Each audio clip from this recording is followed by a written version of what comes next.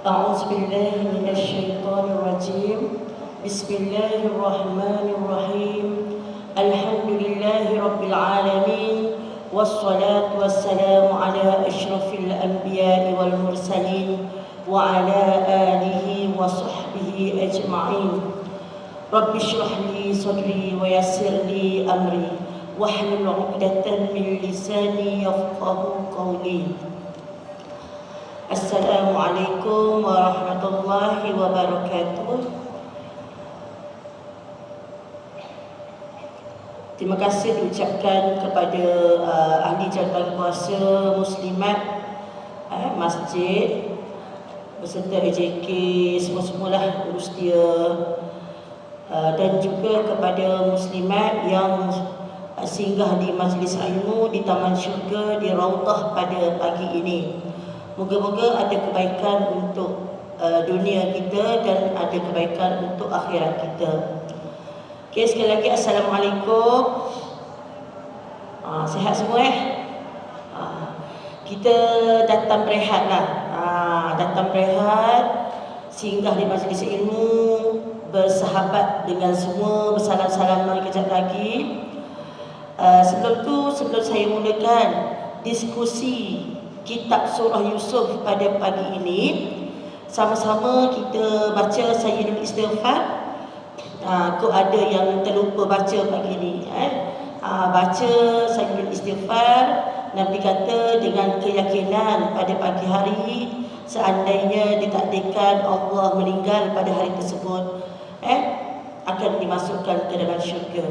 Begitu juga kalau kita baca pada petang hari dan pada malamnya sampai ke subuh, kita ditakdirkan oleh Allah meninggal pada malam tersebut, juga akan dimasukkan ke dalam syurga. Moga-moga Sayyidul Istighfar ini mampu menghapuskan, mampu mendilikkan segala dosa-dosa kita. InsyaAllah Allahumma anta rabbi la ilaha illa anta khalaqtani wa ana abduka wa ana ala ahdika wa wa'dika mastata'tu وأعوذ بك من شر ما صنعت أبوء لك بنعمتك علي وأبوء بذنبي فاغفر لنا فإنه لا يغفر الذنوب إلا أنت. InsyaAllah. Jadi pada pagi ini mengisi ruang yang kosong di atas ketidakhadiran penceramah kita pada pagi ini, saya suka untuk mengambil peluang mendiskusikan satu surah penting yang saya mulakan dengan surah Yusuf. Moga-moga surah Yusuf ini menjadi titik tolak untuk kita memulakan keazaman untuk memahami 114 surah, 30 juzuk. Jadi saya mulakan penulisan Al-Quran melalui surah Yusuf. Surah Yusuf. Okey, mungkin 15 minit awal ni saya nak menceritakan tentang buku ini. Buku ni baru lebih kurang sebulan lah. Sebulan diterbitkan. Moga-moga ia menjadi satu amal jariah untuk saya dan kita semua yang membacanya. Dan saya dah beberapa masjid saya telah khatam, dan yang terbaru saya telah khatam di atas krus Sungai Nil. Itu yang paling mahal sekali tu. Dan bila kita pergi ke Mesir 2 minggu lepas, dan semua peserta-peserta terik Mesir tu khatam surah ini di atas Sungai Nil, di krus di tingkat 5 rooftop Sungai Nil. Kita membicarakan kisah-kisah Al-Quran yang berkait dengan Mesir yang Allah sebut dalam Al-Quran. Dan bila kita berada di tempat yang Allah sebut dalam Al-Quran, feelingnya lain. Kan? Dekat Mesir dia ada cerita Nabi Yusuf, Nabi Musa, Luqman al-Hakim, kisah Al-Quran semua tu, kisah Qarun dan kisah Asyah, isteri Fir'aun. Kan? Jadi menyentuh mengenai buku ini. Buku ini khusus untuk guru Guru tu siapa? Guru yang pertama adalah ibu dan ayah kita lah. Kita mengajar, surah Yusuf ini mengajar kita erti redha. Redha dengan apa yang berlaku dalam hidup kita. Tidak menyalahkan takdir. Surah Yusuf ini dekat dengan diri kita. Dan saya menjadikan surah Yusuf sebagai motivasi untuk diri saya. Dan surah Yusuf ini menjadi penenang. Surah Yusuf ini menjadi motivasi kepada Rasulullah. Rasulullah yang berada di Mekah, bila dia dibacakan oleh Jibril kisah surah Yusuf, kisah keluarga Nabi Yaqub, kisah yang panjang ini bila diceritakan kepada Rasulullah, apa respon Rasulullah? Rasul kata, aku pun tidak mampu jadi sesabar Yusuf. Maksudnya Yusuf ni sabar sungguh. Yang kita nak cuba cari sifat-sifat mulia yang ada pada Nabi Yusuf yang Allah suruh kita baca sampai akhir zaman. Jangan kita baca surah Yusuf untuk dapat anak cantik, kan? Jangan keluar pun tak cantik-cantik juga. Sebenarnya surah Yusuf ni kita baca memanglah nak dapat anak cantik, tapi bukan cantik fizikal, tapi cantik akhlak. Saya tak nak cerita apa senarai kemuliaan, sifat-sifat kemuliaan Yusuf. Kita akan sama-sama terokai, kita sendiri akan rasa, mampukah kita jadi seperti Yusuf? Mampukah kita jadi seperti ayah kepada Yusuf, iaitu Nabi Yaqub, kita sebagai ibu, kan? Mampukah kita? Dekat masjid lain saya buat untuk muslimin-muslimat. Sebab ini adalah kisah pendidikan dalam Al-Quran yang Allah sebut secara langsung untuk ayah. Nak cerita dalam Al-Quran, pendidikan adalah tugas ayah. Allah tak sebut pun dalam ni, tak ada satu ayat pun dalam ni cerita tentang ibu Yusuf. Bagaimana kesabaran ayah mendidik, bagaimana seni pendidikan seorang ayah yang bernama Nabi Yaqub. Okey, muka depannya saya pilih ini ada matahari, bintang, bulan. Dia bukan saya saja. Saya cuba memanfaatkan daripada kulit ke kulit supaya yang dicetak ini tak sia-sia. Lepas saya dah siap, saya hantar pada pencetak.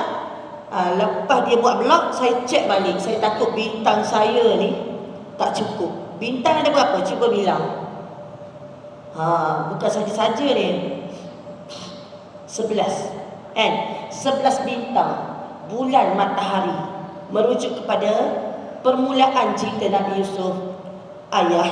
Yusuf masa tu kecil lagi. Ayah, malam tadi saya bermimpi 11 bintang, bulan, matahari sujud kepada saya. Inilah permulaan cerita pada muka depan.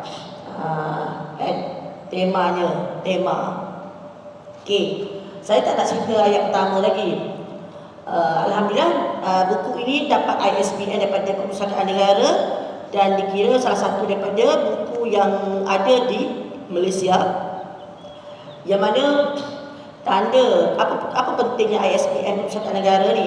Menandakan bahawa majunya sesebuah negara tu bila penerbitan buku tu aktif setiap tahun. Maju sesebuah negara tu bila masyarakat, warganya suka membaca dan suka mengeluarkan buku. Maju kan, maju bangsa kerana membaca. Okey. Dan saya buat kat sini, ku hadiahkan buku ni untuk siapa? Boleh kita hadiahkan untuk anak kita, cucu kita, siapa-siapa sahaja. Tapi kalau kita hadiahkan tanpa kita diskusi, dia tak akan baca, dia tak akan faham. Sebab itulah bila kita diskusi, ramai yang ambil untuk 10 buah kan, 15 buah nak bagi pada anak cucu. Okey. Cerita lengkap saya letak dalam kronologi ni. Kronologi ni lengkap lah. Kalau malas baca pun tengok kronologi ni dah faham dah. Saya cuba semaksimal mungkin untuk masyarakat kita faham baca buku ni, faham Quran. Saya terbitkan buku dalam situasi masyarakat yang malas baca buku, dia suka baca telefon. Kan? Kalau saya buat e-book, Orang muda boleh baca, orang macam kita tak suka nak baca e-book. Kan? Okay, saya baca dia. Okey, buku ni semua warna. Sampaikan penerbit tanya, Ustazah betul tu Ustazah warna semua, tak nak hitam putih, tak nak saya kata. Dia kata kos tinggi, saya kata tak apa tinggi. Sebab saya nak suruh orang tertarik dengan warna-warni dulu. Baca tu nombor 2 dah, warna-warni tu dulu. Dan dengan kualiti kertasnya, kalau tumpah air tu tak apa, kembang lah, tak hancur. Kan? Okey. Dan warna ni, habis warna lah saya letak. Tak tahu nak warna apa dah. Nak suruh. Dan setiap page saya tak nak padat. Saya manfaatkan. Atas sekali pesanan untuk kita bila kita baca Quran. Saya letak wahai pendidik. Saya tak letak wahai guru.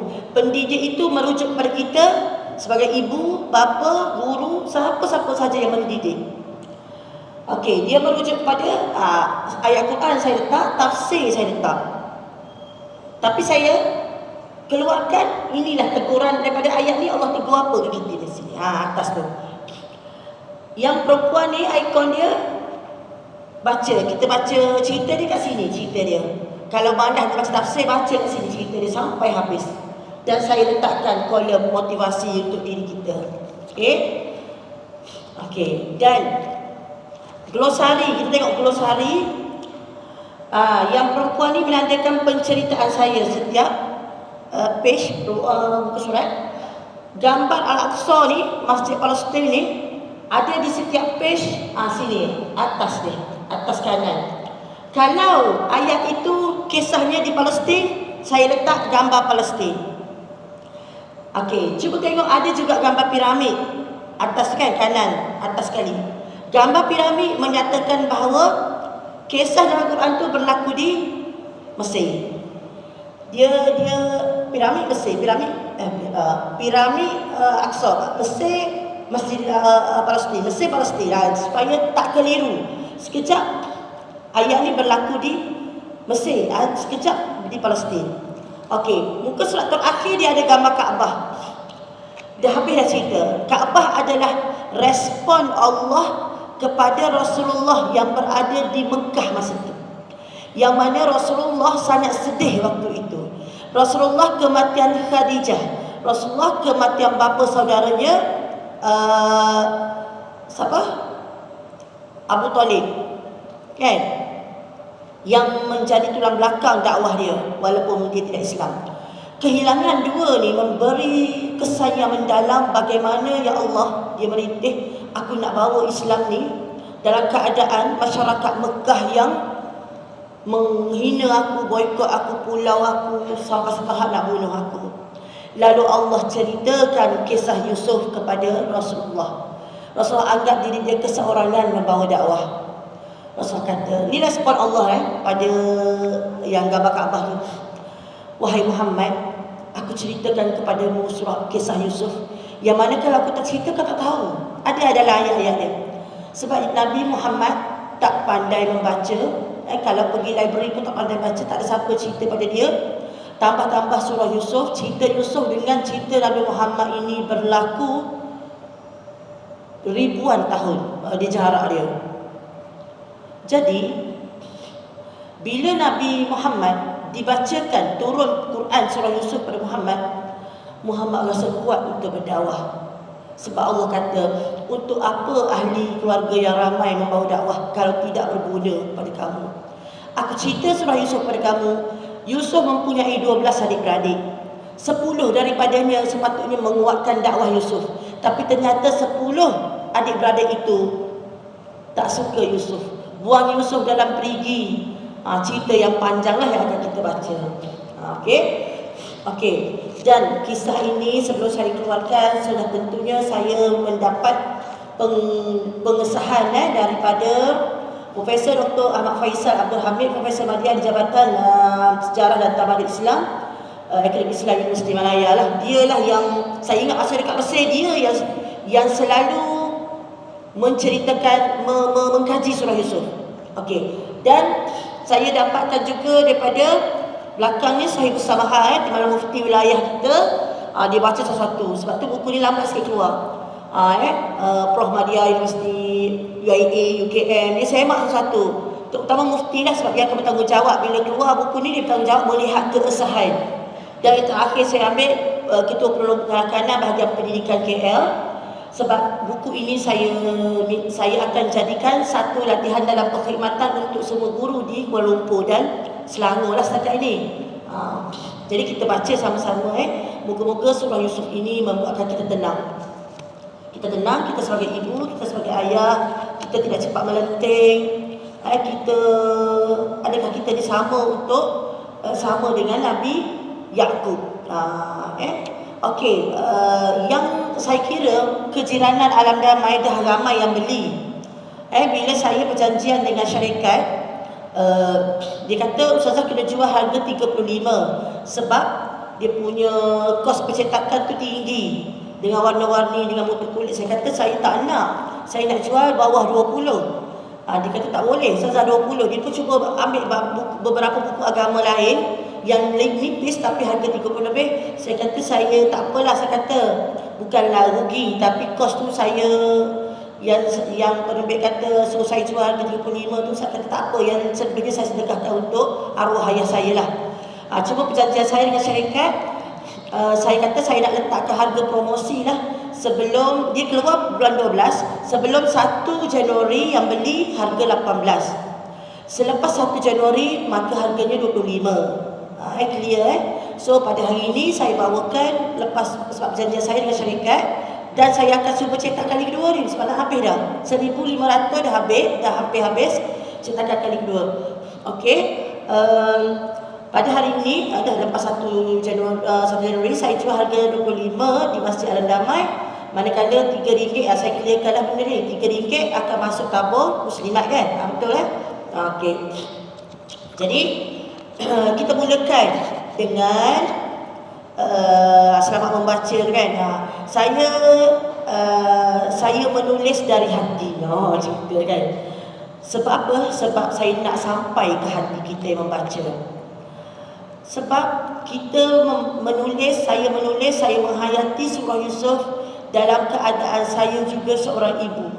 Saya menulis surah Yusuf sebab saya juga hamba Allah, dan saya cuba menghayati perjuangan Rasulullah, dan ada babak-babak dalam ni menyebabkan Rasulullah menangis, dan Rasulullah kata aku tak mampu jadi Yusuf.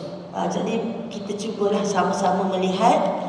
Moga-moga beberapa bulan sahaja lagi Ramadan yang datang kita tadarus. Bila kita sampai kepada surah Yusuf yang kita baca, kita boleh menangis. Bukannya kita nak cepat habis khatam Quran, nak buat apa bunga telur sama-sama, tak. Kan ni permulaan saya surah Yusuf.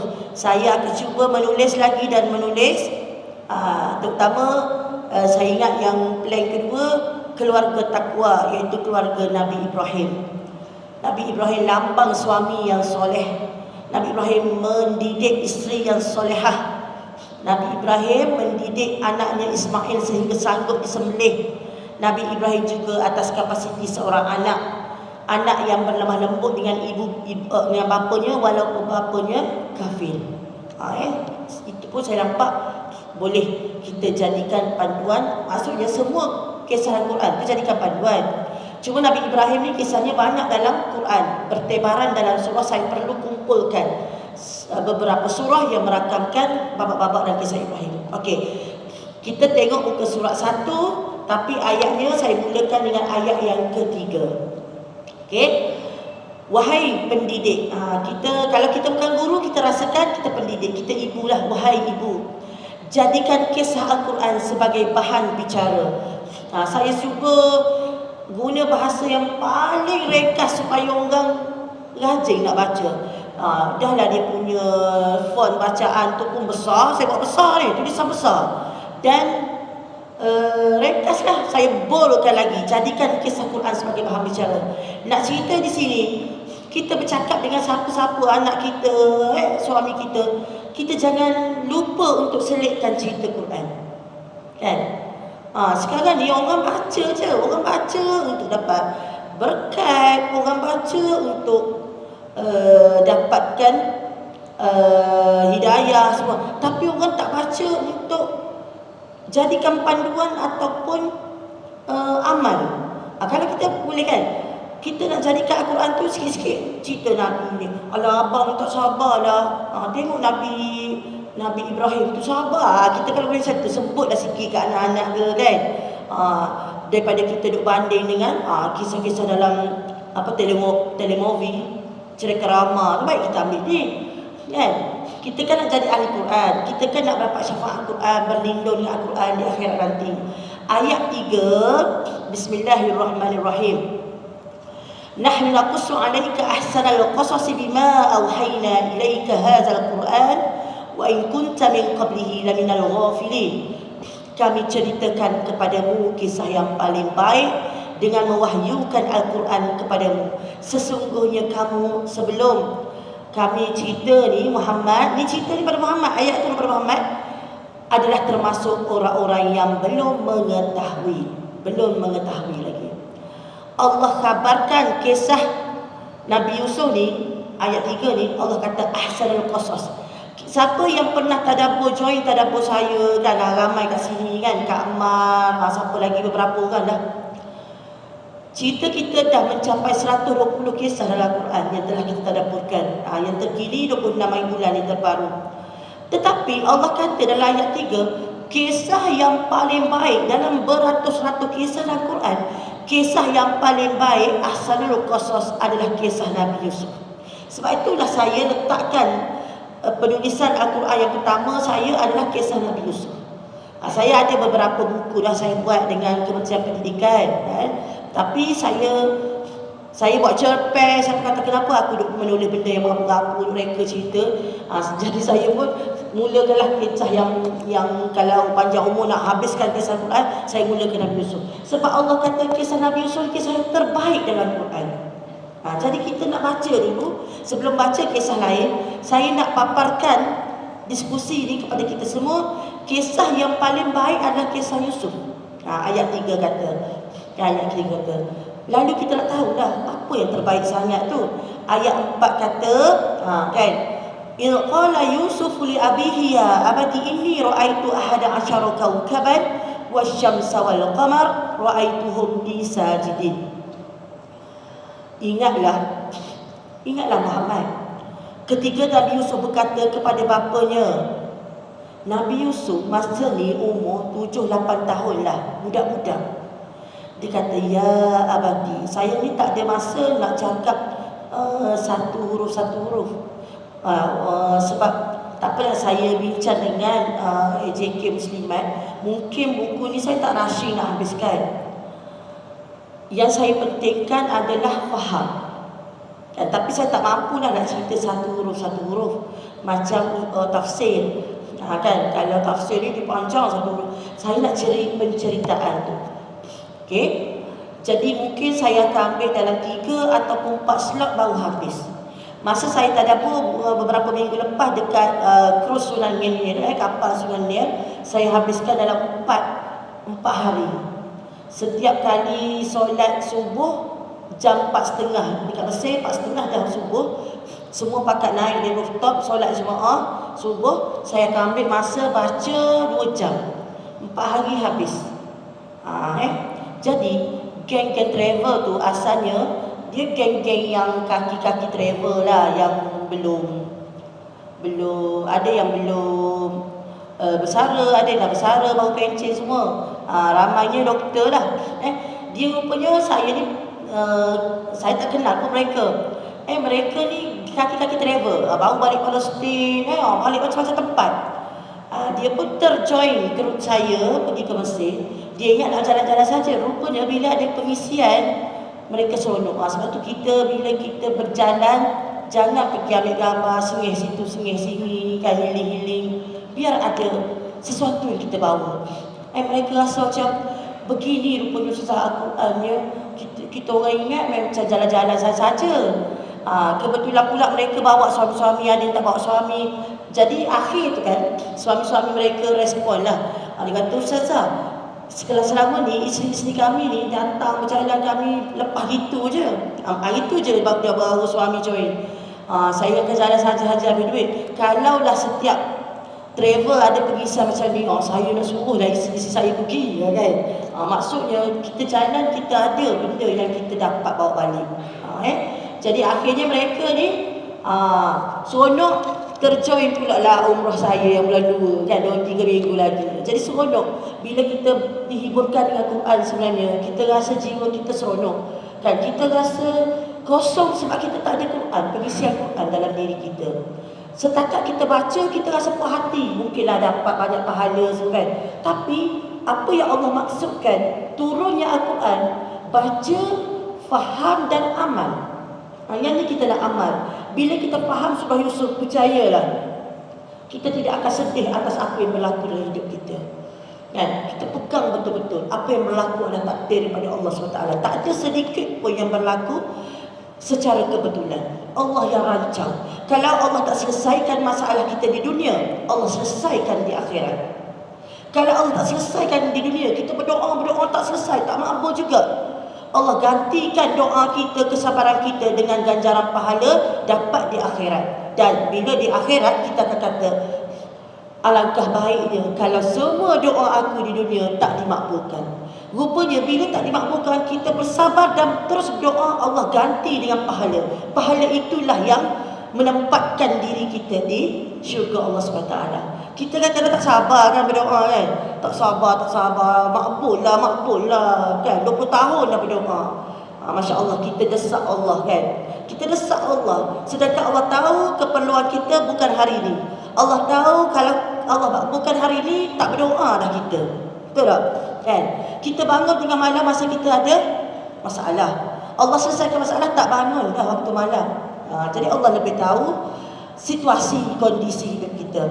Ayat 4 nak cerita apa? Berikan telingamu. Saya letak ke atas, wahai ibu, beri telinga. Bila mana kalau Yusuf usia, ulama tafsir kata dalam 7-8 tahun lah, kanak-kanak bukan remaja. Seorang kanak-kanak datang kepada ayahnya Yakub. Yakub ni statusnya masa ni Nabi. Sibuk dah Nabi ni, tugas dia besar. Bukan macam Perdana Menteri, tugas dia satu Malaysia je. Nabi Yakub ni Nabi, ya?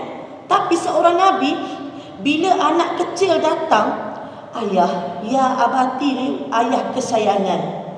Kalau abi, wahai ayah je. Ya abati, ayah kesayanganku. Bahasa dia, lunaknya, bahasa anak pada ayah. Sesungguhnya aku mimpi 11 bintang, matahari dan bulan. Aku melihat mereka semua sujud, tunduk hormat pada aku. Ini yang ada pada cover dia, kan. Ramai saya tunjuk beberapa cover dekat beberapa guru saya, kan, mentor saya. Dia kata, letaklah gambar ustazah. Saya kata, siapa saya? Orang nak beli buku saya? Orang tak kenal pun saya. Saya nak letak tema Al-Quran. Yang saya nak ceritakan hari ini adalah mimpi ini. Mimpi inilah sampai ke 111 ayat menceritakan tentang mimpi. Tapi perjalanannya sangat panjang lah. Okey, saya tak disitikan ikon perempuan tu kata Nabi Yakub didatangi seorang anak kecil membicarakan tentang mimpi. Kalau malah baca situ, faham tak? Nak cerita Nabi Yakub, seorang ayah, seorang Nabi, dengar anak cakap apa. Kita perbandingkan dengan kita cari watak kita dalam ayat 4 ni. Andainya anak lah, cucu lah. Anak tak ada dah, kecil, cucu lah. Datang, kan, umur 5 tahun. Nek, tadi kan saya mimpi. Apa respon kita? Kalau kita nak ikut surah Yusuf, kita dengar, bagi telinga. Mimpi apa? Kita dengar je. Tapi kita pasti, kebanyakan kita, bila anak dia bercakap, mimpi Allah, kau mimpi pun kau ambil kira. Tak baca doa ke, tidur, tak basuh kaki ke, kita terus cantas apa dia cakap. Betul tak? Ataupun masa tu kita tengah main telefon, mak sibuk. Jadi nak cerita di sini ayat 4 surah Yusuf menceritakan kepada kita, layan anak-anak semasa kecil. Anak bersama kita tak lama. Habis lama pun kita kata okeylah, biasanya lah anak umur 12 tahun bersama kita, kan. Kalau dia tingkatan 1, dia dah pergi asrama dah. kita akan berdua dengan suami. Anak bersama kita setakat 12 tahun, 6 tahun bersama kita, tahun 1 sampai tahun 6. Yang kecil-kecil kan, 12 tahun dah bersama kita. 12 tahun ni lah kita nak dengar apa luahan dia, cerita dia, mimpi dia, dia balik sekolah kena bully ke apa, dengar semua. Layan. Sebab bila kita tak layan usia gini, dia akan cari kawan yang kawan suka dengar dia cakap. Bila kawan lain suka dengar apa yang dia cakap, dia seolah-olah dah ada tempat untuk mengadu, bukan lagi ibu dan ayah dia. So jangan pelik seandainya satu hari nanti bila kita telefon anak-anak tak angkat, sibuk, tak respon balik, tak reply WhatsApp kita, kita miss call dia tak call balik. Dia rasa kita dah tak penting bagi dia. Sebab aku kecil-kecil dulu pun kalau aku cakap apa mak tak nak dengar, mak sibuk. Okay? Jadi setakat yang saya beritahu yang 4 tu, fahamlah kita apa yang Allah nak tegur kita dalam ayat 4. Boleh tak? Faham kan? Jadi baca Quran lepas ni, baca ayat ni, Allah tak samanya aku dengan Nabi Yaqub. Dia pergi mengadu dengan Nabi Yaqub ni. Okey? Di situ bolehlah baca kalau baca lepas ni, bacalah sendiri motivasi. Saya sediakan kata-kata motivasi, kata-kata yang lemah lembut, beradab, dapat melembutkan hati dan manusia yang keras. Saya letak kata-kata ulama, Hamka kata dan sebagainya. Ni kalau nakkan cerita Nabi Yusuf, dia bercakap dengan ayah dia dengan ya abati. Begitu juga cerita Nabi Ibrahim, dia bercakap dengan ayah dia ya abati. 4 tempat dalam Al-Quran Allah sebut ya abati. Kalau Nabi Yusuf dia berlemah lembut ya abati dengan ayah dia sebab ayah dia Nabi. Tapi Nabi Ibrahim dia cakap ya abati juga pada ayah dia. Kita tahu ayah Nabi Ibrahim ni kufur, pembuat berhala lagi kan. Tapi tidak menjadikan dia seorang anak yang kasar walaupun ayah dia tak beriman. Ayah dengar ni, saya ni Nabi, ayah bukan Nabi. Tak. Ya abati, wahai ayahanda kesayanganku, maksud dia dalam bahasa Arab. Kan? Aku ni Allah bagilah sedikit ilmu. Dia kata macam tu ke ayah dia. Dia tak kata ayah saya Nabi, Allah bagi macam-macam ilmu kat saya yang ayah tak ada. Tak. Kalau nakkan hati seorang, kata-kata seorang ibu lah kalau kita nak kata lain ni kan. Kalau ada muslimin sekali, saya boleh tuju pada muslimin sekali kan. Okey, ayat 5 pada muka surat 3, wujudkan suasana harmoni. Saya petik daripada ayat 5 ni, qala ya bunayya la taqsus ru'yaka ala ikhwatika fayakidu laka kaida innasyaitana lil insani aduwwun mubin. Apa respon ayah dia Nabi Yaqub? Wahai anakku, jangan kau ceritakan mimpimu kepada saudara-saudaramu, kerana aku khawatir mereka akan menjalankan sesuatu rancangan jahat terhadapmu. Sesungguhnya syaitan adalah musuh yang nyata bagi manusia. Tengok respon. Maksudnya dia tak kata anak-anak yang lain jahat. Dia tak mendatangkan permusuhan pada diri Yusuf. Dia tak kata. Sebab kalau kita mungkin kita kata macam ni, kau mimpi macam ni, abang kau dah lah jealous kat kau kan? Mesti abang kau rancang benda. Tak. Dia tak menyalahkan anak-anaknya yang lain. Dalam kita mendidik sebagai ibu, jangan banding dengan anak nombor 1, anak nombor 2. Apatah lagi jangan banding anak kita dengan anak orang lain. Kenapa Allah bagi 24 jam, anak orang lain berjaya, anak aku tak berjaya, kau ni kenapa bodoh sangat? Tak ada. Dan bagaimana ayah dia hanya pesan, Nabi Yaqub pesan, Yusuf, jangan kau cerita mimpi ke abang-abangmu. Tapi dia tak kata abang-abang kau jahat. Cuma dia pesan jangan cerita mimpi ni. Sebab aku khawatir mereka ni buat ada satu perancangan jahat dan dia tak stop kat situ. Kalau dia stop kat situ, mesti Yusuf kata, ayah pun tahu abang jahat. Tak. Dia kata sesungguhnya innasyaitana lil insani aduwwun mubin. Syaitan adalah musuh nyata bagi manusia. Aku takut abang-abangmu ni dipengaruhi oleh syaitan. Kan? Seorang ayah, dia takut anak-anaknya dipengaruhi oleh syaitan. Kita pernah tak cerita kepada anak kita, berkawan tapi pilihlah kawan, takut-takut syaitan mendorong kepada godaan-godaan dunia. Kita pernah tak doa kepada anak kita supaya dijauh oleh godaan syaitan di dunia ni? Kan?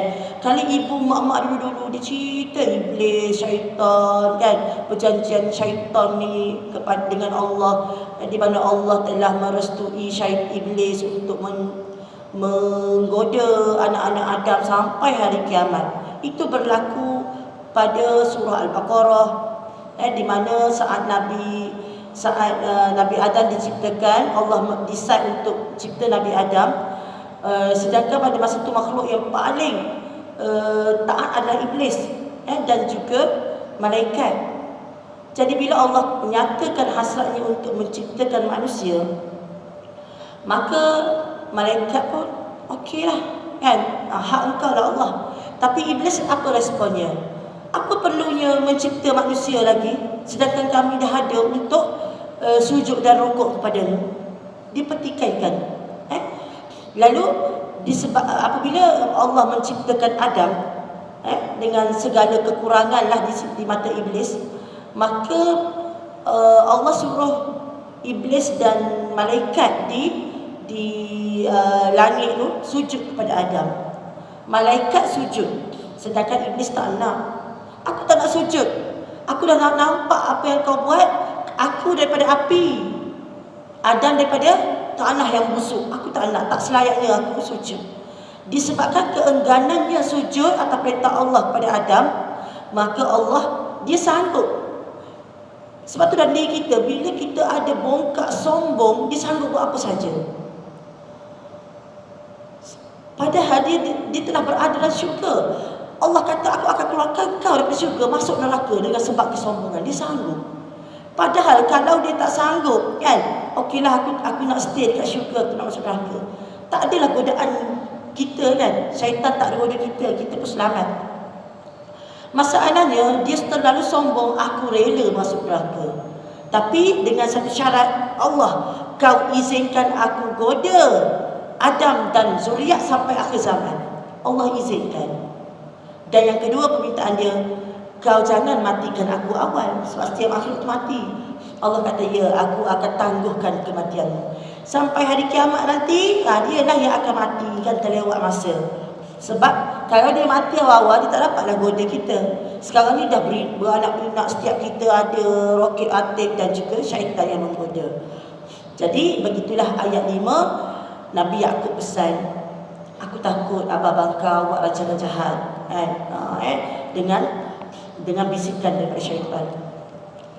Ayat yang ke-6, muka surah 4 tu, wa kadzalika yajtabika rabbuka yu'allimuka min ta'wilil ahadits wa yutimmu ni'matahu 'alaika wa 'ala ali ya'qub kama atammaha 'ala abawayka min qabl Ibrahim wa Ishaq inna rabbaka 'alimun hakim.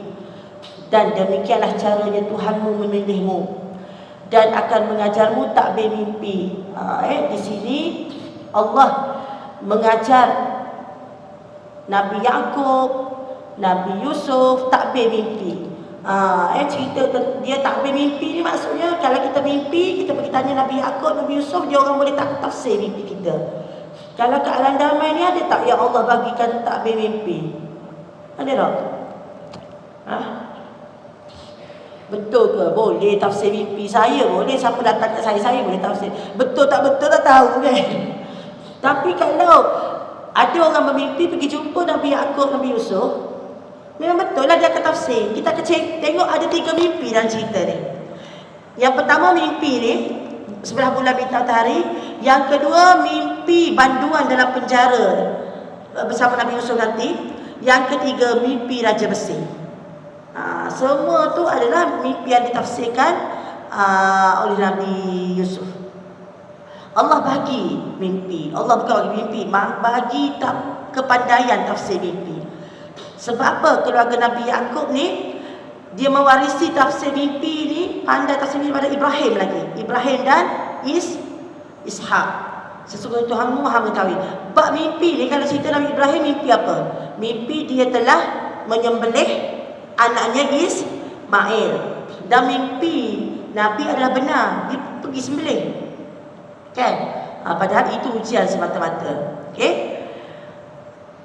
kenapa kaitkan ayat 6 ni dengan Ibrahim dengan Ishak pula? Okey, saya nak cerita. Ibrahim ni bapa segala Nabi. Dia telah melahirkan siapa? Daripada Siti Hajar melahirkan Nabi Ismail. Daripada isterinya Siti Sarah dia telah melahirkan Ishak. Sebab itu saya katakan Nabi Ibrahim bapa segala Nabi. Kan? Kalau orang Yahudi tak suka Nabi Muhammad, kenapa kau tak suka Nabi Muhammad? Kerana dia bangsa Arab. Kau lupa, kau juga bangsa Bani Israel yang berasal dari Ibrahim. Kan? Dalam bulan 9 cuti ini saya nak pergi Palestin. Saya akan tadabburkan kepada peserta di Palestin cerita tentang Nabi Ibrahim dan Nabi-Nabi kat situ. Nabi-Nabi banyak lahirlah dekat Palestin. Okey. Nabi Ibrahim melahirkan daripada Siti Hajar Nabi Ismail. Lepas 4,000 tahun tak ada Nabi dah keturunan Arab daripada Siti Hajar lepas Nabi Ismail. 4,000 tahun tak ada Nabi, hingga dah keluar Nabi Muhammad sallallahu alaihi wasallam, Nabi akhir zaman. Tapi daripada Siti Sarah melahirkan Ishak, daripada Ishak melahirkan Yakub. Nampak tak? Yakub. Daripada Yakub melahirkan Yusuf. Daripada keluarga adik-beradik Yusuf, Lewi melahirkan Nabi Musa, juga melahirkan Korun dan nabi-nabi lain. Nak cerita, Nabi dan Rasul yang kita kenal 25 je kan? Kita nyanyikan Adam, Idris, Nuh, Soleh, 25 je. Nabi lebih kurang ada 134,000. Okey, dengar ya dulu. 134,000 lah lebih kurang Nabi yang keturunan Nabi, keturunan bangsa Arab hanya 4. Ismail, siapa lagi? Nabi Muhammad, Nabi Hud, ciklah seorang lagi siapa? Yang selebihnya Bani Israel. Sebab itu Yahudi sekarang dia berbangga dengan ramainya Nabi. Yahudi merata dunia, kan? Lepas cerita Nabi Musa hari tu saya bercerita di Gunung Sinai yang sesat tu daripada cengkaman Firaun. Mereka bertebaran di muka bumi. Sedangkan Nabi Musa kata, aku nak bawa kau kembali ke Palestin. Kita akan tengok cerita ni. Kenapa Nabi Musa nak bawa Bani Israel ke Palestin? Kerana Palestin ni lah asalnya Nabi, asalnya Bani Israel. Bani Israel merujuk kepada Nabi Yakub. Isra maksudnya hamba, Allah, hamba Allah. Daripada Nabi Yakub lahirnya, Yusuf lahir beranak pinak, itulah lahirnya Bani Israel, dan dia berhijrah ke Mesir. Kenapa Ustazah dia berhijrah ke Mesir? Ni yang kita nak sambung ni. Macam mana asal Bani Israel pergi ke Mesir, ditindas oleh orang Mesir, Firaun, kembali nak pergi ke Palestin, nak bawa ke Palestin oleh Nabi Musa. Nabi Musa kata, jom kita balik ke tempat asal kita, Palestin, wahai Bani Israel. Dengar baik-baik, dia merujuk kepada perjuangan sekarang Palestin. Tapi perangai orang Bani Israel ni, bila kita baca Quran, kita akan kenal, tak mustahil sekarang dia bunuh bayi, dia jahat. Bila Nabi Musa kata jom balik Palestin, Palestin ni kalau kita baca surah Isra, cerita ni masih berlaku sekarang, seolah-olah Al-Quran itu sedang turun. Sebab the promised land, kan? Palestin the promised land, bumi yang dijanjikan kemenangan. Nabi Musa bila membiaknya Bani Israel lepas habis cerita Yusuf ni, Nabi Musa nak bawa balik Bani Israel ke Palestin, ke negara Nabi Yakub balik ni. Selepas dia berhijrah ke Mesir sekian lama dan ditindas oleh Firaun di Mesir. Palestin yang Israel yang ramai masa tu, Bani Israel, pergilah dulu Musa, kan dia kata pergilah dulu. Sebab syarat nak masuk Palestin, Allah kata kamu kena berperang dengan bangsa Kan'an. Tapi Allah kata the promised land, kamu berperang pun akan diberi kemenangan. Tapi pengejutnya Bani Israel tak nak.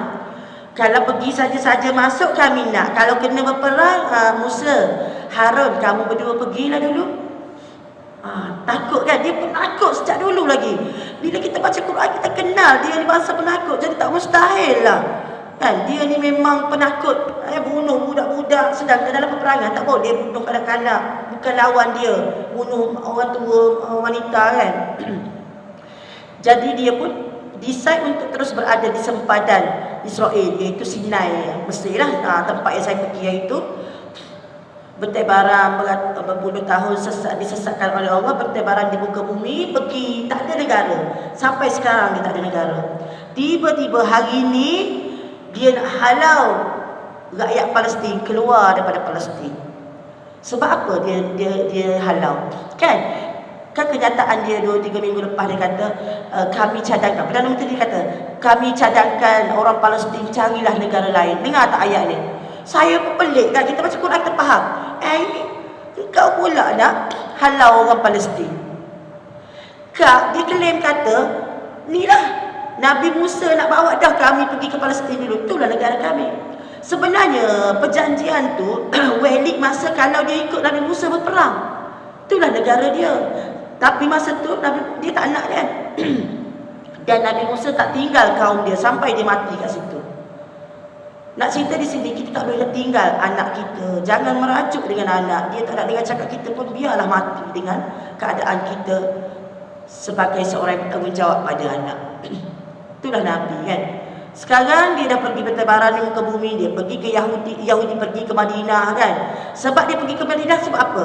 Dia kata, dibaca dalam kitab dia Taurat, Injil kan, Nabi akhir zaman akan turun di negara yang banyak pohon kurma. Ternyata Madinah lah. Dia pergi dulu kat situ bertahun-tahun.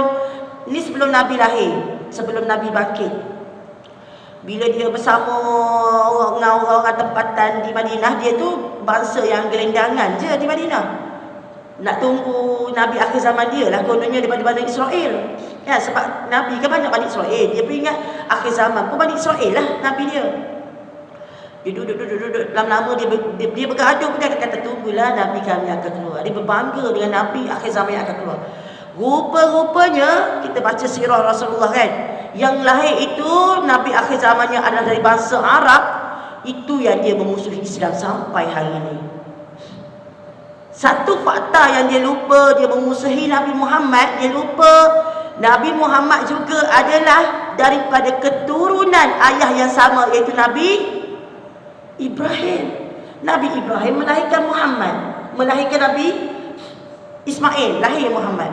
Nabi Ibrahim juga melahirkan Ishak daripada keturunan Yahudi, daripada keturunan Bani Israel. Sebab itu saya katakan ayat 6 ni kenapa sebut Ibrahim? Ibrahim adalah bapa segala Nabi. Faham tak kat situ? Jadi seronok kita Al-Quran ni, kita tahu Al-Quran, kita tahu Allah tegur kita apa, dan kita tahu susu galuh perjuangan Nabi-Nabi rupanya berkait kan. Apatah lagi kita yang pernah khatam kitab sirah Rasulullah sallallahu alaihi wasallam. Di sini pada ayat 6 Allah memaklumkan Nabi Yusuf bakal menjadi nabi. Kan Allah dah cerita dah awal-awal. Okey, ayat 7. Laqad kana fi Yusuf wa ikhwatihi ayatul lisailin. Demi sesungguhnya Allah kata kisah Yusuf dengan saudara-saudara ni, tak bermula lagi cerita ni, bermula dia cerita mimpi je tadi. Kisah Yusuf ni mengandungi beberapa pengajaran bagi orang-orang yang bertanya atau orang-orang yang mengambil iktibar. Maka saya kira muslimat yang hadir pada pagi ini, kalau yang datang slot kedua tu letihlah pula saya nak ulang balik kan. Beruntung jangan kata skip lah, biar khatamlah kitab ni. Sebab ini bukan kisah Yusuf, ini kisah kita. Cuma Allah turunkan dalam Al-Quran melalui keluarga Nabi Yusuf. Kau ambillah iktibar bagi orang-orang lisailin, bagi orang-orang yang anak ambil iktibar. Kita cuba mencari-cari watak ataupun teguran Allah kepada kita melalui kisah keluarga Yusuf. Kisah yang panjang hingga pada ayat berapa saya buat? Ayat 101. Ayat 3 tadi cerita tentang mimpi. Ayat 10 tu baru tafsir mimpi. Ayat 11 ke? Ayat 11 cerita tentang tafsir mimpi. Maksudnya baca sampai ayat 3 tak faham, sampai 100 lebih barulah Allah menjelaskan tafsir mimpi ayat 3 tu.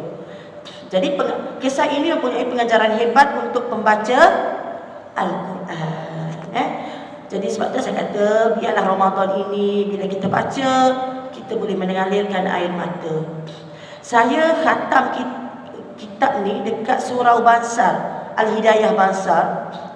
Lepas pada tu saya dapat WhatsApp, baru habis khatam dapat WhatsApp nak jumpa saya sekarang juga. Saya dah on the way balik dah. Sekarang juga tu saya kata ni mesti penting.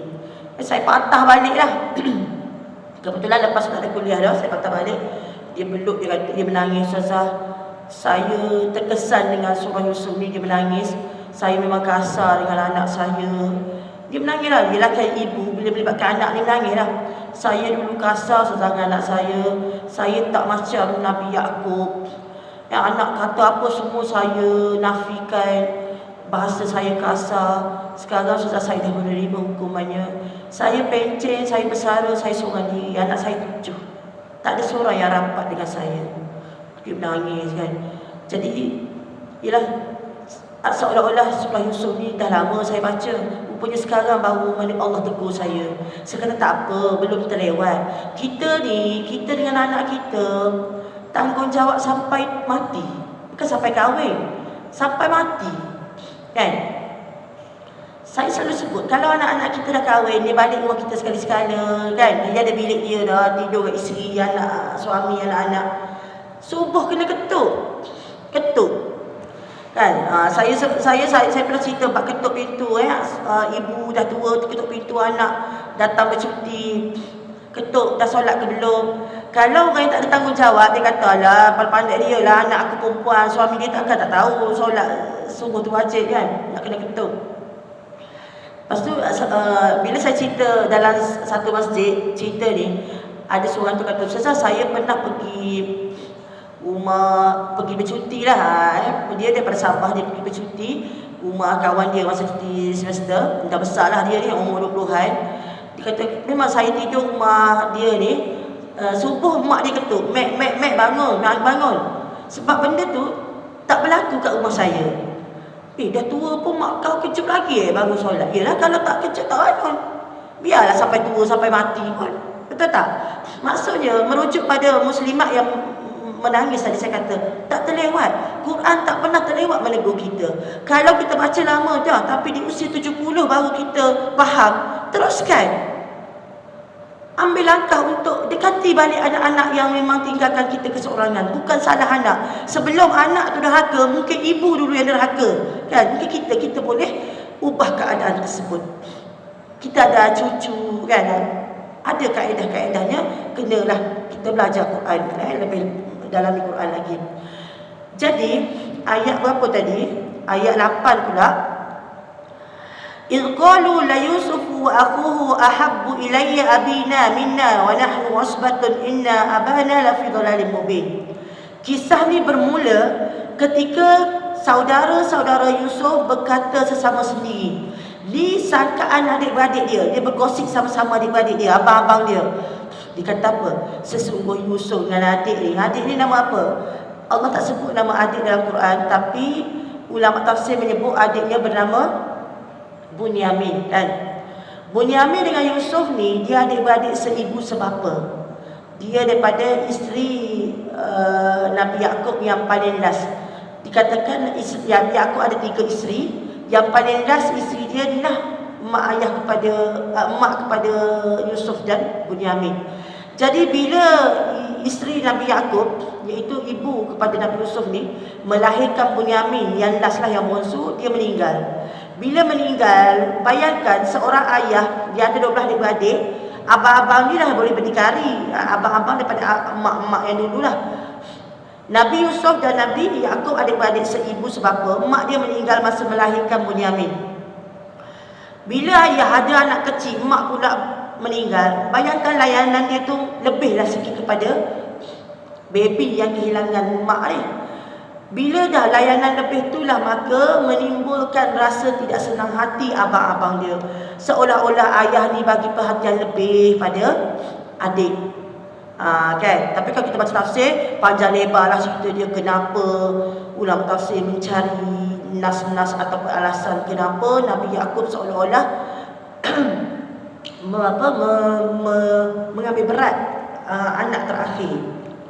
Okey. Cuma Allah nak tegur kat sini, saya letak kat atas tu, adillah dalam memberi layanan kepada anak-anak. Kadang-kadang kita beza-bezakan anak, betul tak? Kita bezakan, tengok abang kau, sikit-sikit tengok abang kau, tengok kakak kau, tengok abang kau, tengok. Anak-anak dia tak senang.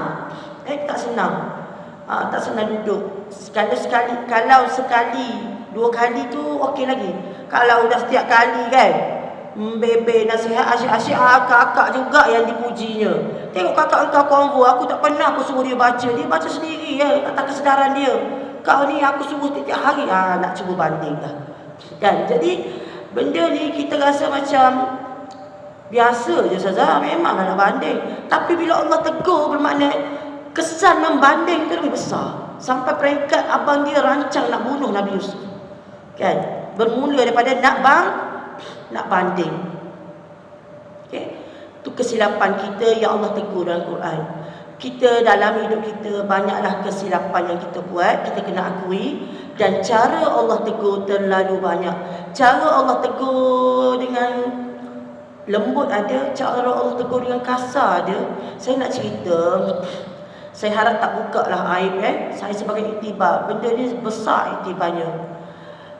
2 hari lepas ke semalam, 2 hari lepas saya kira, satu kisah, ingat tak kisah seorang ibu membunuh bayi 89 tikaman di Putrajaya?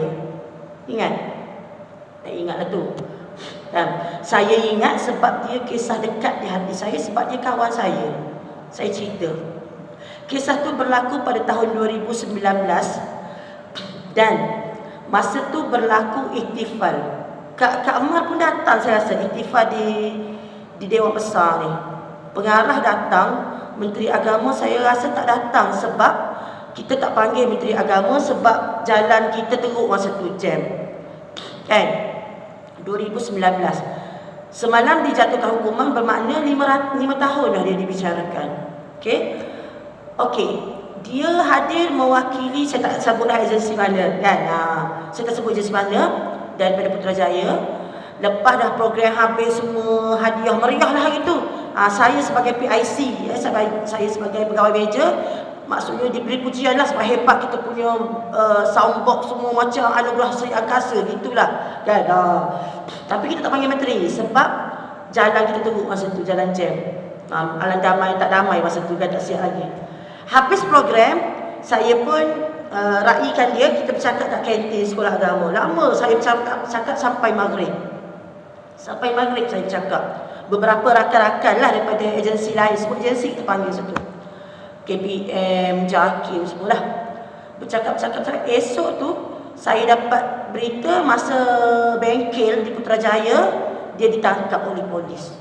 Kita tak sangka, kita bercakap dengan dia semalam kan.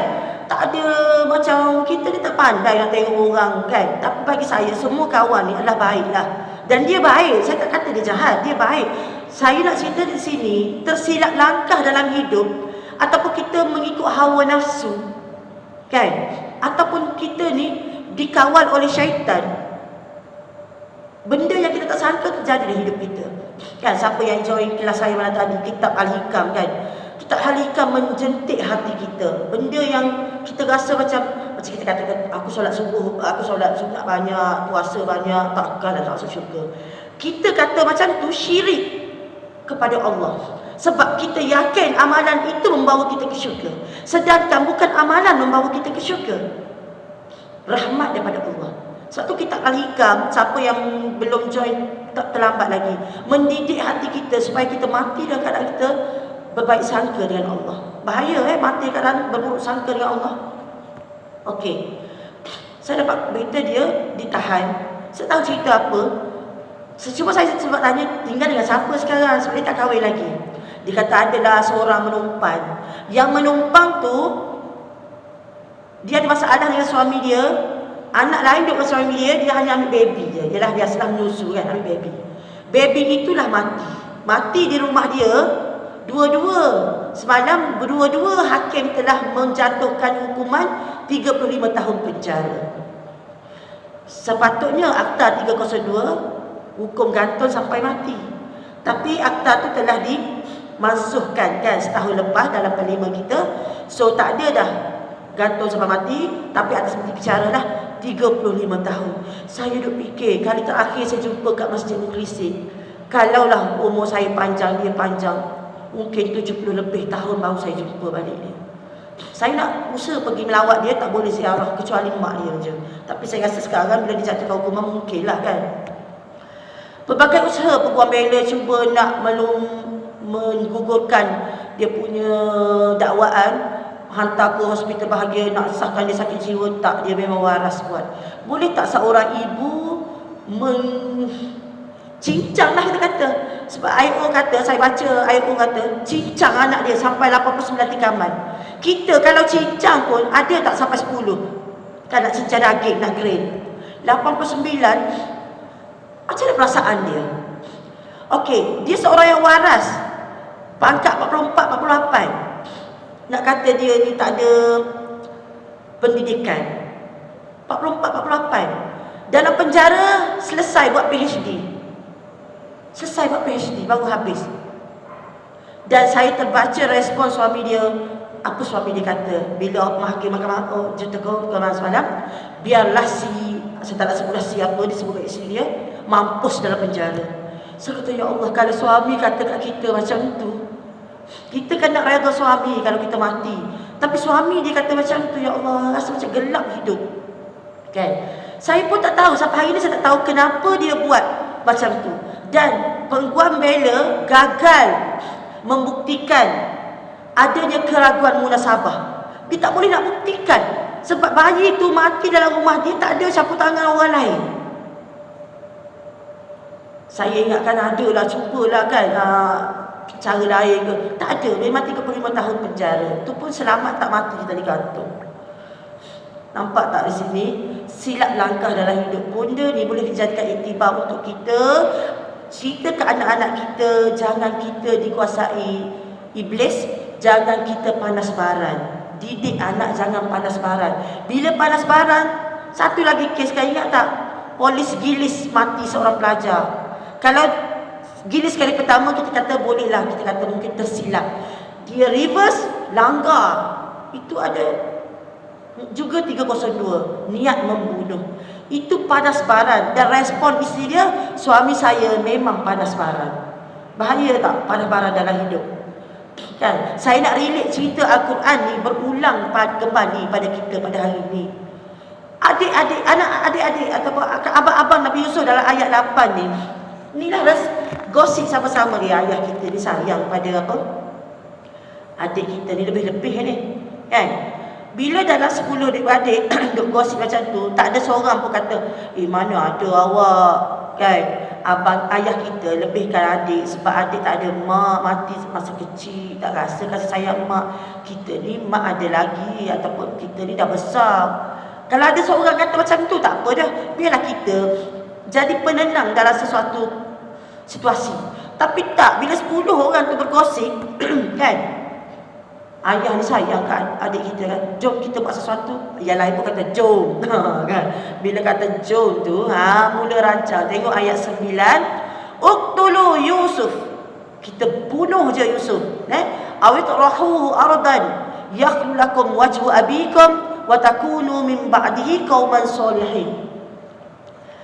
Ramai di antara kata mereka, 10 orang tu kata, seorang tu kata bunuhlah Yusuf atau buang dia ke dalam satu tempat yang jauh, supaya perhatian dan kasih sayang ayah tertumpu kepada kita je, supaya kita ni sesudah tu jadi orang-orang yang baik dan berguna. Dia tak jahat, cuma dia tak boleh dengan Yusuf ni. Sebab tiap hari dia tengok kan, ayah bagi makan Yusuf, ayam aku ikan masin je. Tiap hari dia tengok, lama-lama kita bunuh. Ataupun seorang lagi kata tak payah bunuh. Kita bukanlah sampai peringkat nak matikan Yusuf. Kita nak suruh Yusuf ni jauh daripada ayah, pergi jauh-jauh. Okey, adik-adik Nabi Yusuf membuat perancangan jahat adik-adik dia. Okey, ayat 10.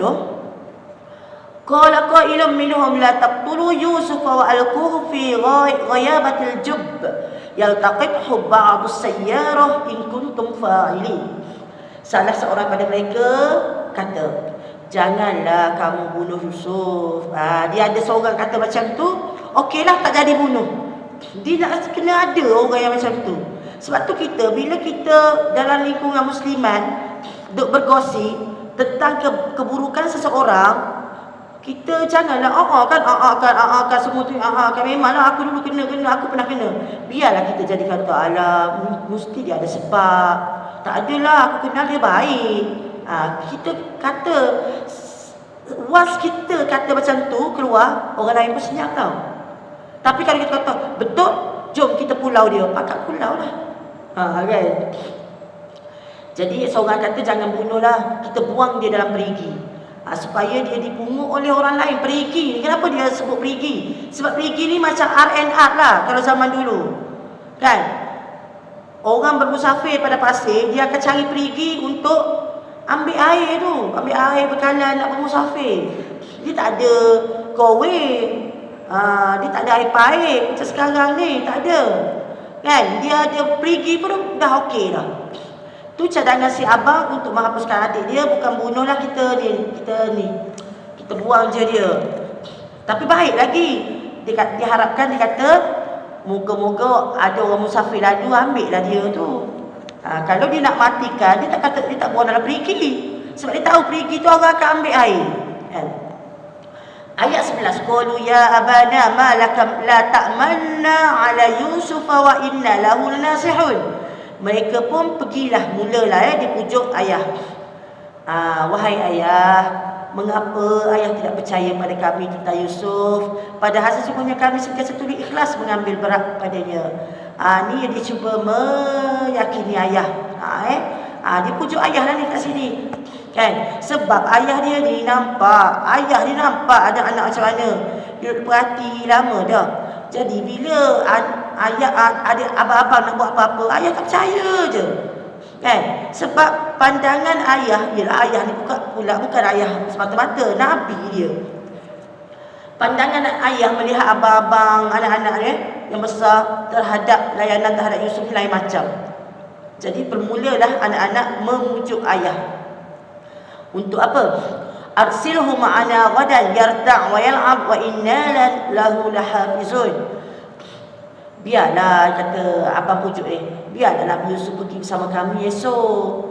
Supaya dia ni bersukaria, ni duduk kat rumah, biarlah dia makan-makan, minum-minum dengan kami, main kat luar dengan bebas.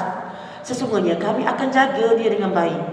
Ni janji, janji nak jaga baik, tapi dalam hati nak buang dalam perigi. Kan? Kita pun ada perasaan macam ni, walaupun tak buang dalam perigi, ada kan? Niat dalam hati lain, cakap lain. Cakap tak suka bikin. Okey. Okey, ayat 13. Qala inni la yahzununi an tadhhabu bihi wa akhafu an ya'kulahu az-zi'bu wa antum anhu ghafilun.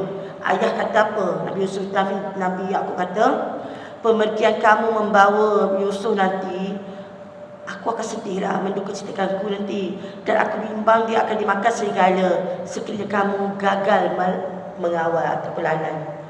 Ni saya nampak ayat ni jarang kita guna. Kita kalau syak wasangka ke anak, keluar terus daripada mulut kita. Ayah ni syak, abang sedang merancang sesuatu, tapi dia tak kata kau ni nak buat sesuatu pada adik kau. Tak, dia tak kata macam tu. Dia kata, aku takut kau tak dapat jagalah adik kau, nanti kan dia makan serigala pula. Maksudnya dia tak menuduh abang kan, dia takut abang tu lalai jaga. Nampak tak seni seorang ayah, kan? Kebimbangan si ayah ni berasaslah sebenarnya. Ayat yang ke-14, qalu la in akalahu zi'bu wa nahnu usbatun inna idzal la khasirun. Anak-anak terus bagi harapan. Pujuk lagi, kalau dimakan serigala, kami ni ramai, takkanlah kami biarkan. Pujuk ni kan, kami sudah tentulah jadi orang-orang yang rugi kalau ramai saja, seorang adik pun tak boleh jaga. Memberi keyakinan kepada si ayah. Macam itulah, kan? Memberi keyakinan kepada si ayah. Ayah kalau dia tak bagi, dia akan kata macam ni je, aku tahu rasanya jahat kau, tapi tak kata macam tu. Seni pendidikan kita nampak ayat-ayat pertama sampai habis. Dan kita akan nampak tengah-tengah nanti apa yang berlaku. Akhirnya Nabi Yaqub sebagai seorang ayah, sebagai seorang ibu, meletakkan tawakal setingginya kepada Allah SWT. Ayat 15, falamma zahabu bihi wa ajma'u ay yaj'aluhu fi ghayabatil jubb wa auhayna ilaihi latunabbi'annahum bi'amrihim hadza wa hum la yash'urun. Setelah mereka pergi bawa Yusuf bersama, mereka sekata nak letak dalam perigi. Yalah, bukan nak pergi main pun, memang nak pergi buat rancangan tu dah. Mereka pun melakukan demikian, dan kami pula ilhamkan kepadanya, sesungguhnya engkau Yusuf. Kenapa Allah tak kata wahyukan kepada Yusuf? Sebab masa ni Nabi Yusuf tak jadi Nabi lagi. Masa ni yang jadi Nabi adalah ayah dia. Kalau Allah bagi tahu sesuatu idea kepada bukan Nabi, dia akan bagi ilham. Ingat balik tak, kita beberapa tahun lepas saya pernah cerita Nabi Musa diberi apa? Allah bagi ilham kepada ibu Nabi Musa meletakkan Nabi Musa yang masih bayi dalam bakul, melepaskan di sungai Nil. Sebab ibu Nabi Musa itu bukan Nabi, Allah guna perkataan ilham. Aku ilhamkan kepada ibu Musa susu puas-puas, menyusu puas-puas dan letak dalam bakul. Ada sebab menyusu puas-puas. Rupanya lepas menyusu puas-puas ni, dia tak ingat dah apa susu orang lain. Dia ingat susu mak dia je dia nak. Kan tu cerita Nabi Musa lah. Allah pun bila diletakkan, abang dia letak Nabi Yusuf dalam perigi, Allah tenangkan Nabi Yusuf. Allah ilhamkan, wahai Yusuf, kau akan selamat. Dan memberitahu mereka tentang hal perbuatan mereka. Satu hari nanti aku akan cerita tentang perbuatan mereka, sedang mereka tidak sedar. Dia tak ingat lagi dah. Ni akan berlaku masa fasa dekat Mesir lagi, pada ayat 100 lebih nanti. Okey, ayat 16. Sekarang ni Yusuf kat mana dah? Kat perigi dah. Fasa pertama dalam hidup dia. Kalau kita tengok kronologi ni, ni kronologi yang gambar kan. Yang pertama mimpi Nabi Yusuf, yang kedua perancangan jahat. Kita berada di sini. 3 ni, dihumban ke perigi. Sebab tu saya kata, macam mana aku nak menulis dalam keadaan orang malas baca isi, aku baca sini faham dah. Tapi malas sangat lah kan. Rajin lagi beli dan datang diskusi. Tu rajin lah. Yang sepatutnya amal lah, lepas dah faham. Amal tu macam mana? Jangan bercakap, jangan menuduh anak kan. Bercakap dengan bahasa yang disenangi oleh anak-anak, walaupun dalam hati penuh kekecewaan. Kena besar jiwa hati kita. Okey, ayat 16, waja'u abahum 'isya'an yabkun. Pandai mereka pembohongan pertama. Sesudah tu datanglah mereka kan 10 orang pada ayah mereka pada waktu petang, balik dah main kan, dengan yabkun, menangislah pula kan, letak dalam perigi menangis pula. Tu pembohongan pertama. Sebab tu jangan biarkan anak ataupun kita sendiri buat pembohongan, kerik cerita.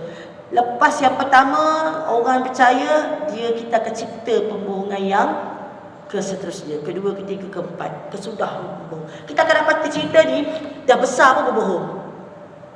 Nabi Yusuf dah jadi Perdana Menteri pun berbohong lagi. Bukan Nabi Yusuf tu berbohong, Nabi Yusuf tu dah jadi pembesar Mesir pun, abang-abang dia masih berbohong. Cerita pembohongan, cerita mimpi, cerita pembohongan. Maksudnya kita boleh ambil iktibar bagaimana seorang ayah menghadapi anak-anak yang suka berbohong. Okey, ayat 17, qalu ya abana inna zahabna nastabiqu wa raqana Yusuf 'inda mata'ina fa akalahu az-zi'bu wa ma anta bimu'minin lana walau kunna sadiqin. Mereka berkata, wahai ayah kami, sesungguhnya kami telah berlumba-lumba, berburu, mainlah kan, main-mainlah, main kejar-kejar kat pada pasir ni, dan kami telah tinggalkan Yusuf kat tepi, jaga barang-barang kami. Yusuf tak payah main, duduk tepi jaga barang je, jaga makanan je. Lalu dia dimakan serigala. Kami duduk khusyuk main tu, tak sedar adik dimakan serigala kat tepi seorang-seorang. Sedap dia cerita. Tapi Allah rakam cerita dalam Quran. Kita baca sampai hari ni, bermakna penting lah ni. Kita macam tu juga kan. Dia tiba-tiba je datang idea tipu tu kan. Tengok cerita cerita ramah kan. Banyak betul cerita-cerita keluarga tipu-tipu, banyak betul tipu. Idea menipu tu tiba-tiba Allah bagi. Kan? Dan sudah tentu ayah tak percaya kata-kata kami sekalipun kami orang yang benar. Ni ciri-ciri, ulama tafsir kata, ayat 17 ni ciri-ciri orang yang menipu. Orang tak kata apa lagi dia dah kata dah. Dia mesti tak percaya. Kalau orang datang pada kita kan, cerita gini, aku tak ambil duit kau, aku tak ambil. Ni kau ni mesti tak percaya. Kau ni aku tak cakap apa lagi pun, kau dah cakap macam tu kan. Itu ciri-ciri orang menipu. Ayah tak kata apa pun lagi. Tiba-tiba dia kata, wa ma anta bimu'minin lana. Ayah ni mesti tak percaya kat kami ni. Kan. Okey, ayat 18. Waja'u ala qamisihi bidamin kazib. Qala bal sawwalat lakum anfusukum amra fasabrun jamil wallahu almusta'anu ala ma tasifun. Perkataan sabrun jamil kita akan jumpa 2 kali dalam kisah Yusuf. Kita kan sebut kan indahnya sebuah kesabaran, fasabrun jamil, sabarlah. Tapi kita tidak dapat menguasai sebab kita tidak pernah diuji. Nabi, bayangkan anak yang dikasihi datang petang ni tak ada, hilang, dimakan serigala. Dia tahu dah abang-abang buat apa ni, tak kembali dah ni kalau dah kata dimakan serigala ni. Kalau dia kata hilang boleh cari lagi. Jom pakat-pakat cari. Dia kata makan serigala. Dia tunjuk apa?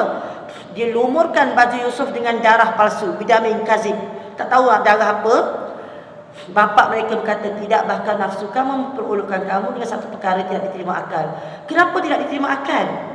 Baju Yusuf dia lumur darah, dia kata dia makan serigala, habis dah robek-robek dah dia makan serigala kan. Darah ada, baju cantik elok je. Kan? Tak masuk akal.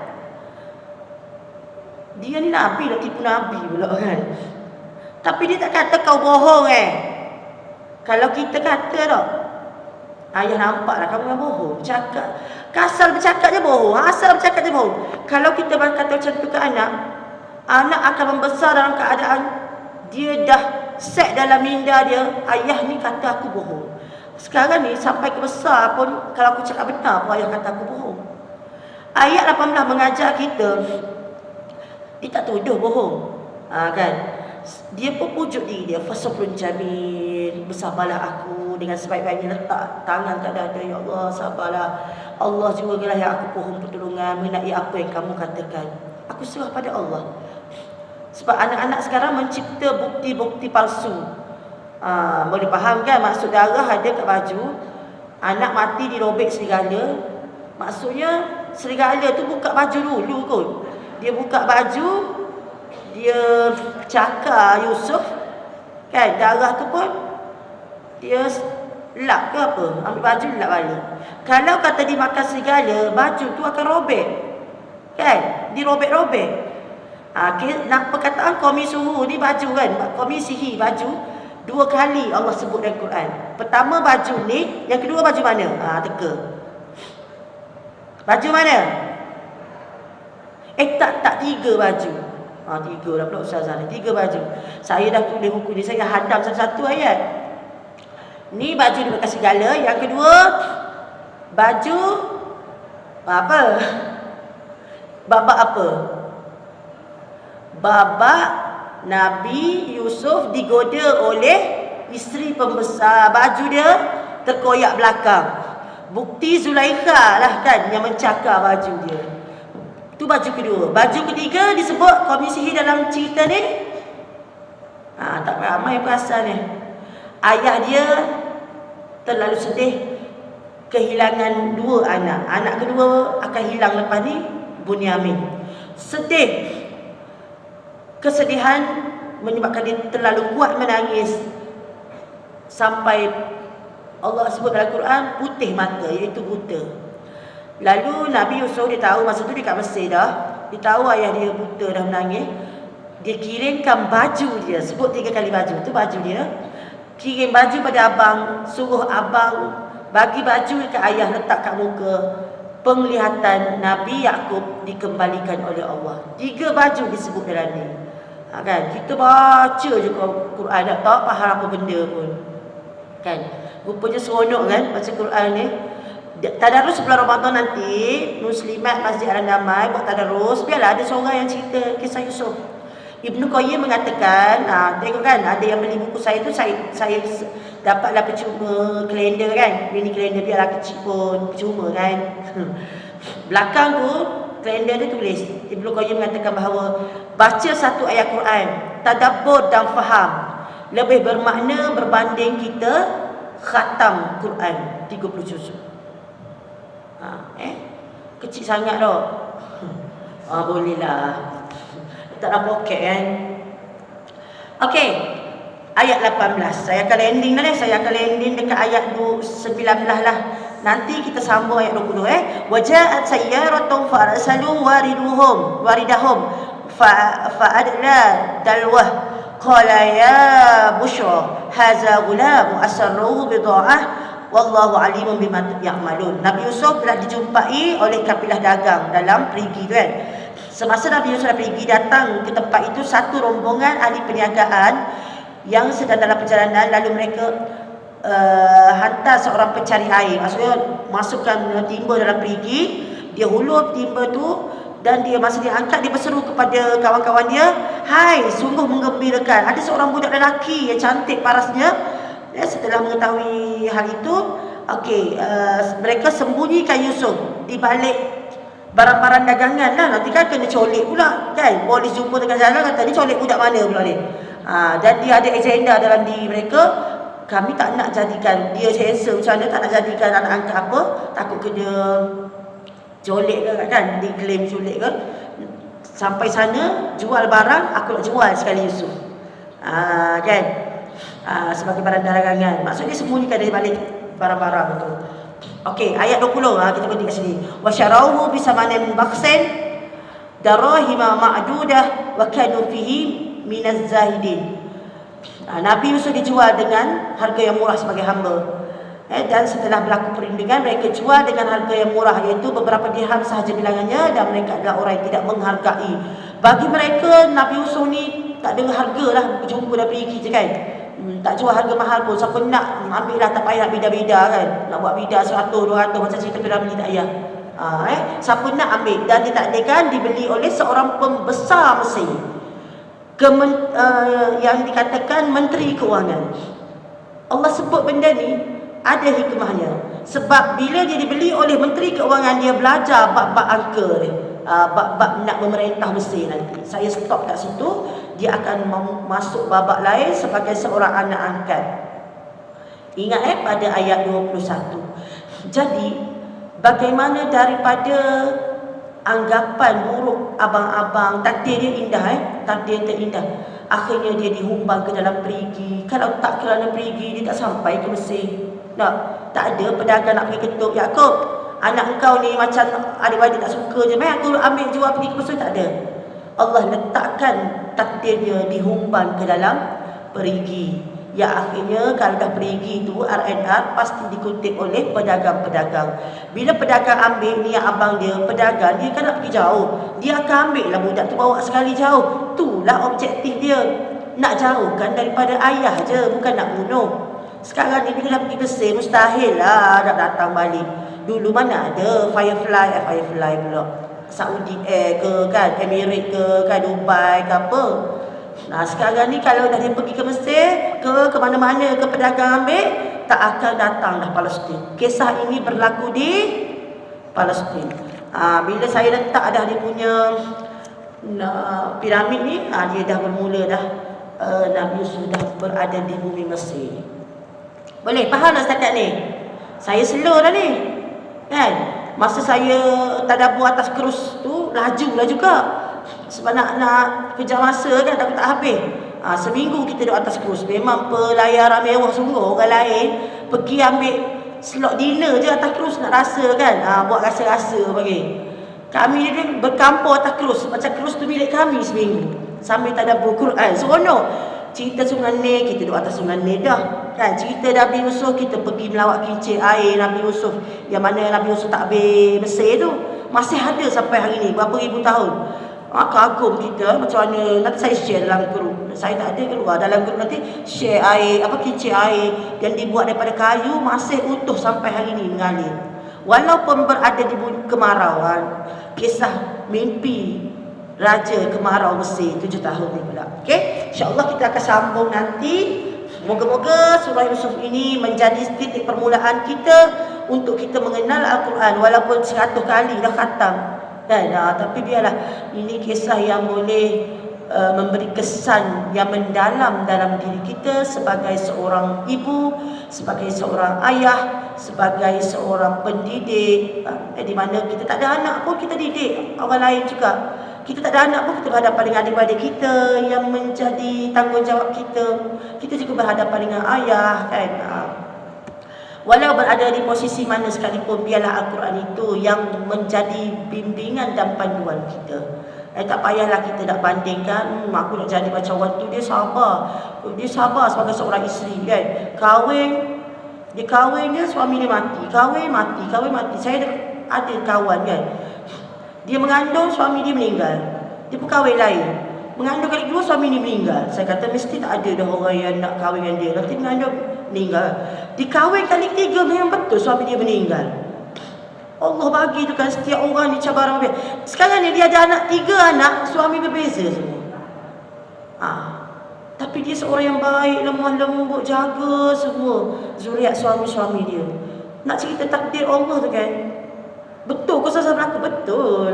Memang 3 pupu saya pun. Sampai kita orang kata, ini mesti orang takut lah orang nak kahwin kali ketiga dengan dia. Ada betul. Dia jumpa balik kan, kawan sekolah dia sanggup ambil dia sebagai suami isteri. Mengandung 3 bulan meninggal juga. Ya Allah kan.